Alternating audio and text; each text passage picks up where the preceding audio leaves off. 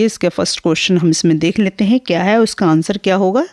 तो दे रखा है राम स्वरूप और राम गोपाल प्रसाद बात बात पर यह हमारा जमाना था कहकर अपने समय की तुलना वर्तमान समय से करते हैं। इस प्रकार की तुलना करना कहाँ तक तर्कसंगत है। यह मनुष्य का स्वाभाविक गुण है कि वह अपनी बीते हुए समय की याद करता है तथा उसे ही सही ठहराता है, परंतु बीते हुए समय की तुलना वर्तमान समय से करना तर्कसंगत नहीं है, क्योंकि हर एक समय अपनी उस समय की परिस्थितियों के अनुसार सही होता है। जो यूँ ही हर जमाने की अपनी स्थितियाँ होती हैं। जमाना बदलता है तो कुछ कमियों के साथ सुधार भी लाता है। चलिए ठीक है, नेक्स्ट क्वेश्चन अब हम देख लेते हैं। नेक्स्ट क्वेश्चन दे रखा है राम स्वरूप का अपनी बेटी को उच्च शिक्षा दिलवाना और विवाह के लिए छिपाना, यह विरोधाभास उनकी किस विवशता को उजागर करता है। तो आधुनिक समाज में सभ्य नागरिक होने के बावजूद भी उन्हें अपनी बेटी के भविष्य की खातिर रूढ़िवादी लोगों के दबाव में झुकना पड़ रहा था, क्योंकि उपयुक्त बात उनकी इसी विवशता को उजागर करता है, जिसके कारण कभी कभी अच्छाइयों को भी छिपाने में लोग तनिक भी संकोच नहीं करते हैं। दबाव में आकर दकियानुसी सोच के साथ देने लगते हैं। नेक्स्ट क्वेश्चन दे रखा है अपनी बेटी का रिश्ता तय करने के बाद रामस्वरूप उमा से जिस प्रकार के व्यवहार की उपेक्षा कर रहे हैं वह उचित क्यों नहीं है। तो इसका आंसर कुछ इस प्रकार से है। अपनी बेटी का रिश्ता तय करने के लिए रामस्वरूप उमा को जिस प्रकार के व्यवहार की उपेक्षा कर रहे हैं सरासर गलत है। एक तो वे अपनी पढ़ी लिखी लड़की को कम पढ़ा लिखा साबित कर रहे हैं और उसे सुंदरता की ओर बढ़ाने के लिए नकली प्रसाधन सामग्री का उपयोग करने के लिए कहते हैं, जो अनुचित है। साथ ही वे यह भी चाहते हैं कि उमा वैसा ही आचरण करे जैसा लड़के वाले चाहते हैं, परंतु वे यह क्यों नहीं भूल रहे हैं कि जिस प्रकार लड़के की अपेक्षाएं होती ठीक उसी प्रकार लड़की की पसंद और नापसंद का भी ख्याल रखना चाहिए, क्योंकि आज समाज में लड़का और लड़की को समान दर्जा प्राप्त है। नेक्स्ट क्वेश्चन दे रखा है गोपाल प्रसाद विवाह को बिजनेस मानते हैं और रामस्वरूप अपनी बेटी की उच्च शिक्षा छिपाते हैं। क्या आप मानते हैं कि दोनों ही समान रूप से अपराधी हैं? अपने विचार लिखिए। मेरे विचार से दोनों ही समान रूप से अपराधी हैं। गोपाल प्रसाद विवाह जैसी पवित्र बंधन में भी बिजनेस खोज रहे हैं और वे इस तरह के आचरण से इस संबंध की मधुरता और तथा संबंधों की गरिमाओं को भी कम कर रही हैं।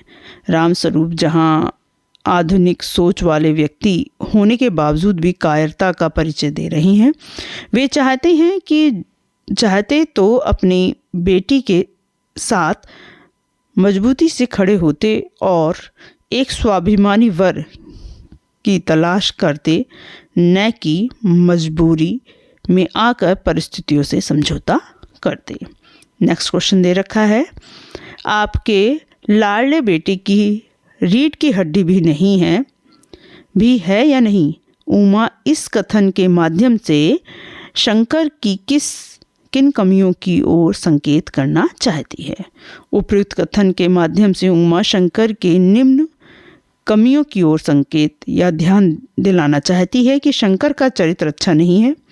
लड़कियों के हॉस्टल में चक्कर काटते हुए वह पकड़ा जा चुका है और उनका अपना निजी कोई व्यक्तित्व नहीं है। वह अपने पिता के पीछे चलने वाले बेचारे जीव हैं। जैसा कहा जाता है वैसा ही करता है। वह शारीरिक रूप से भी समर्थ नहीं है। वह शरीर से कमजोर, झुककर तथा उसके तन कर बैठा नहीं जाता या जा सकता।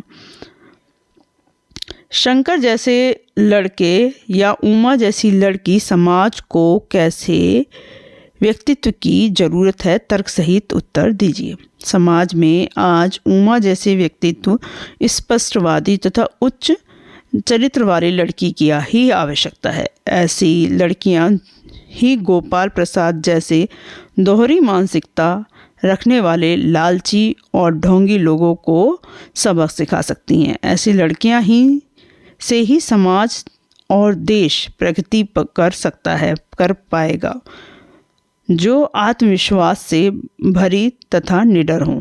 इसके विपरीत शंकर जैसे लड़के समाज के लिए निरुपयोगी हैं। शंकर जैसे व्यक्ति समाज को कोई दिशा नहीं प्रदान कर सकते।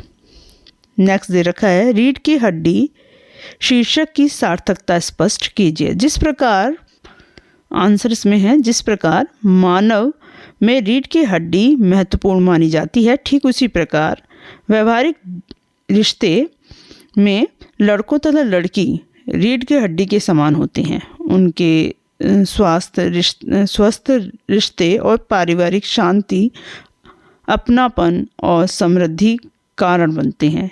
इस पाठ के जरिए यही बताने का प्रयास किया गया है कि नर और नारी दोनों में ही समानता होनी चाहिए। नारी को कमर्त समझकर हम एक प्रगतिशील समाज की कल्पना नहीं कर सकते। अतः यह उचित शीर्षक है।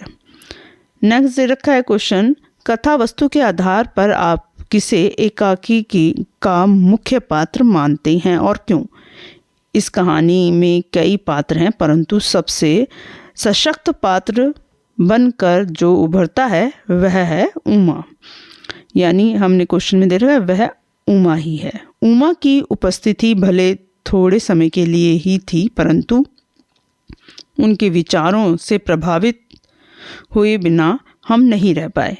वह हमें बहुत कुछ सोचने के लिए मजबूर करती है। उसकी उपस्थिति नारी समाज को एक नई सोच और दिशा प्रदान करती है। नेक्स्ट क्वेश्चन दे रखा है, समाज में महिलाओं को उचित गरिमा दिलाने हेतु आप कौन कौन से प्रयास कर सकते हैं? तो समाज में महिलाओं को उचित गरिमा दिलाने हेतु हम निम्नलिखित प्रयास कर सकते हैं। स्त्री शिक्षा में हमें योगदान देना चाहिए। अपने समय की महान और एवं विदुषी स्त्रियों का उदाहरण समाज में प्रस्तुत करना चाहिए। उनके मान सम्मान का ध्यान रखना चाहिए। मीडिया आदि द्वारा उनके अस्तित्व की गरिमा बनाए रखे और यह देखना चाहिए कि अश्लील चित्र आदि पर प्रतिबंध लगाना चाहिए।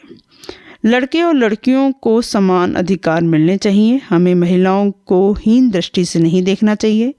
महिलाओं को उचित सम्मान देना चाहिए। महिलाओं को अपनी इच्छा अनुसार इस क्षेत्र में आगे बढ़ने का प्रोत्साहन देना चाहिए।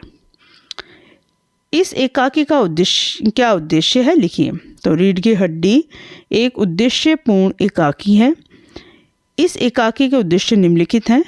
यह एकाकी स्त्री पुरुष समानता की पक्षधर है। लड़कियों के विवाह में आने वाली समस्याओं को समाज के सामने लाना।